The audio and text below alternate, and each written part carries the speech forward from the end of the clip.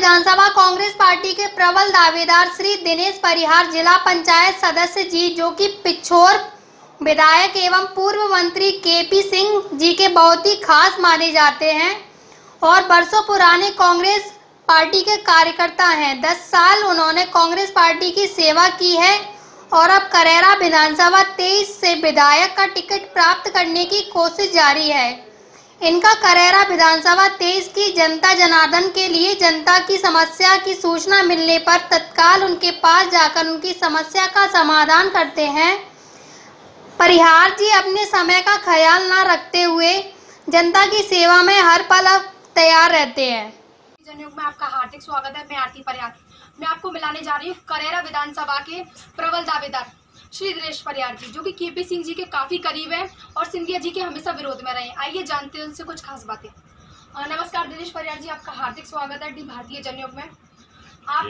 आप उपचुनाव को लेकर क्या अभी तक आप इतने भोपाल का दौर कर चुके हैं, आप काफी दौर कर चुके हैं, तो उपचुनाव को लेकर आपको क्या खास देखने को मिला? मैंने सुना, जानकारी के अनुसार ये प्राप्त हुआ है कि आपका पड़ला भी भारी है, तो आप इस संदर्भ में क्या कहना चाहेंगे?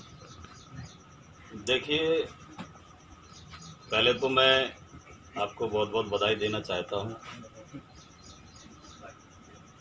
कि आपको जैसी बहनें इतने छोटी सी उम्र में आप इस लाइन में पहुँची हैं। ये राजनीति की जहाँ तक बात है, मैं 2008 से लगातार कांग्रेस पार्टी में एक कार्यकर्ता के रूप में कार्य करता चला आ रहा हूँ।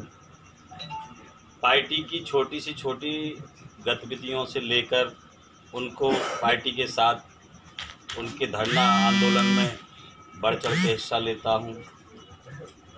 जहाँ तक अभी आपने कहा कि सिंधिया जी के विरोधी, ऐसा कुछ नहीं है। सिंधिया जी भी कांग्रेस पार्टी में कद्दावर नेता थे। उनकी कांग्रेस पार्टी में बहुत बड़ी वैल्यू थी, बहुत बड़ी उनकी अहमियत थी, लेकिन एक हमारा उनसे, मेरा तो कोई उनसे विरोधाभास नहीं था। मेरा जो राजनीतिक गुरु हैं वो मैं माननीय पिछोर विधायक केपी सिंह अक्का जी को मानता हूं।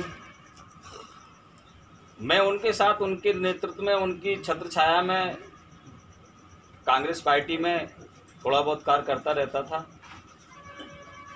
और रहूँगा। लेकिन अब सिंधिया जी पार्टी छोड़ के चले गए हैं, तो ये स्वाभाविक है कि जो कद उनका यहाँ था वो बीजेपी में नहीं है। दूसरी मेरी, अगर उपचुनाव के बारे में आप जानना चाहें तो उपचुनाव में मैं काफ़ी प्रयास कर रहा हूँ। लगातार मेरा प्रयास है। मेरा सर्वे में ही बढ़िया नाम जाता है हर बार। 2013 में ही टॉप नंबर पे नाम था मेरा, 18 में भी था, लेकिन सिंधिया जी के कारण मुझे टिकट नहीं मिला, क्योंकि मैं माननीय दिग्विजय सिंह जी, केपी सिंह अक्का जी के गुट में मुझे जाना जाता था, इसलिए सिंधिया जी के यहाँ से मेरा टिकट कट जाता था। अब जहाँ तक बात है तो मुझे आशा है, विश्वास है कि कांग्रेस पार्टी मुझे अगर टिकट देगी तो निश्चित रूप से कांग्रेस की सीट यहाँ से निकलेगी और मैं उनकी एक कांग्रेस का सिपाही बनकर कार्य करता रहूँगा। आप उनके बारे में क्या कहना चाहेंगे, जो कि कांग्रेस के कार्यकर्ता हैं और धीरे धीरे पार्टी बदल के बीजेपी में प्रवेश कर रहे हैं, तो आप अपने शब्दों में उनके लिए क्या कहना चाहेंगे? आप उन्हें क्या समझते हैं? ऐसा कुछ नहीं है। कांग्रेस के कार्यकर्ता अगर हैं तो वो कांग्रेस पार्टी में रहेंगे। अगर फूल छाप कांग्रेसी थे वो तो चले गए, ऐसा कुछ नहीं है। जो कांग्रेसी हैं, सच्चे कांग्रेसी हैं, वो कांग्रेस में ही रहेंगे। जो कीचड़ था वो साफ हो गया। अब सिंधिया जी के साथ जितने जाने वाले थे वो जा चुके हैं, और जो जाने वाले हैं हमारे हाईकमान ने, कमलनाथ जी ने और भी सारे नेताओं ने स्पष्ट कर दिया है कि जिस जिसको अभी जाना हो पार्टी छोड़ के जा सकता है। तो ये तो स्वाभाविक है। अगर कांग्रेस पार्टी के जो सच्चे सिपाही हैं वो कांग्रेस में रहेंगे। अगर वो फूल छाप शुरू से ही कांग्रेसी थे इसलिए वो चले गए, उनकी मानसिकता कांग्रेसी नहीं थी।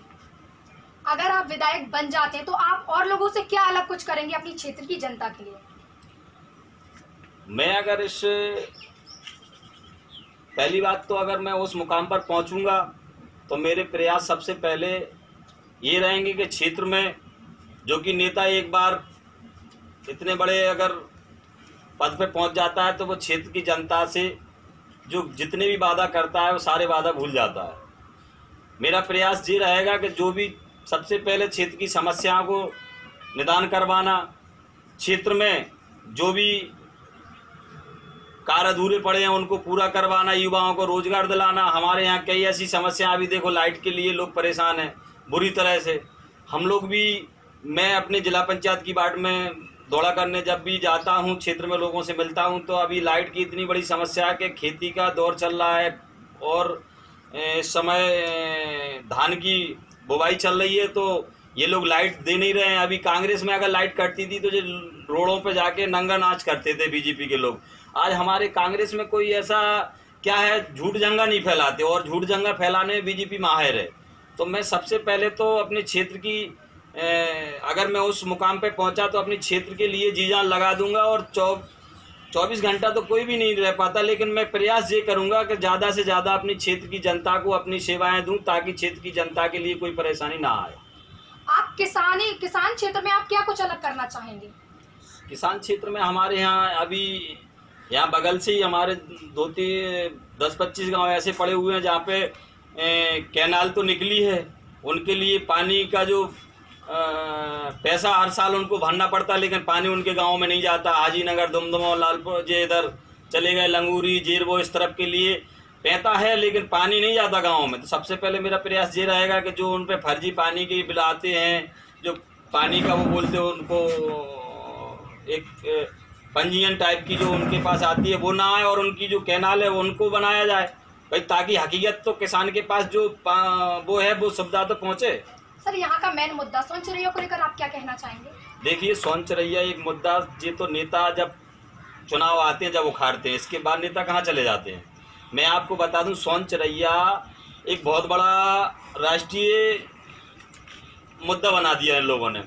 अब आप ये बताइए, जब कांग्रेस की सरकार थी हमारी केंद्र में, तो ये लोग, बीजेपी की सरकार 15 साल से प्रदेश में थी, तो ये लोग कहते थे साहब वो केंद्र वाले, हम प्रदेश से तो अनुमति मिल गई लेकिन केंद्र वाले नहीं दे रहे हैं, कांग्रेस वाले नहीं दे रहे हैं। आज मैं बता देना चाहता हूं, केंद्र में उनकी सरकार है, प्रदेश में उनकी सरकार है, फिर भी वो सोनचरैया नहीं हटवा पा रहे हैं। तो कैसे ये लोग क्षेत्र का विकास करेंगे? ये बात सत्य है, सोनचरैया अगर हट जाएगी तो हमारे 50 गाँव जो 50,000 वोटर हैं वो बिल्कुल निष्पक्ष रूप से अपना जीवन जी सकेंगे। नहीं तो वो आज इस समय वो कंडीशन में है, किसी की बहन बेटी की तबीयत खराब हो जाती है, किसी का ऑपरेशन के लिए अगर कुछ पैसा लगता है, किसान अगर पैसा नहीं होता तो वो अपनी ज़मीन गिरवी रख देता है या बेच देता है। इस समय अभी वो कुछ नहीं कर पाता है, और अगर कोई बड़ी बीमारी के कारण उनकी ऐसी मृत्यु हो जाती है। Sir, thank you very much, आपने अपना इम्पोर्टेंट टाइम दिया।